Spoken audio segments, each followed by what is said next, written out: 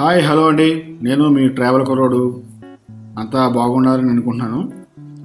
ఈరోజు నేను చూపించబోయే దేవాలయం లక్ష్మీ నరసింహస్వామి వారి దేవాలయం అండి. దీని పేరు వచ్చి పెన్నా అహోబిలం అండి.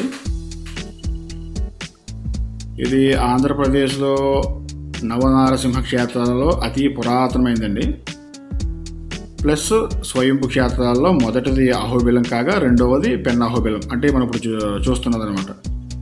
ఈ దేవాలయం శాలివాహన శకం 1478 సంవత్సరంలో శ్రీకృష్ణదేవరాయల వారిచే నిర్మించబడిందంటండి. చాలా పురాతనమైంది.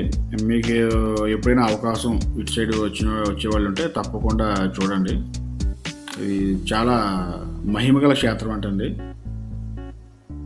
అదేవిధంగా ఈ క్షేత్రం పెన్నా నది సమీపమున వెలిసి ఉండటం వల్ల మరియు స్వామివారి పాద ముద్రిక కింద భాగమున బిలం ఉంటుందంటండి. ఈ బిలం ఉండడం వల్ల ఈ క్షేత్రాన్ని పెన్నా అహోబిలం క్షేత్రంగా పిలుస్తారనమాట. అదేవిధంగా స్వామివారికి అభిషేకం చేసిన తీర్థాలు ఈ పాదం కింద ఉన్న భాగం నుండి ఈ బిలం ద్వారా పోయి పెన్నా నదిలో కలుస్తాయంట.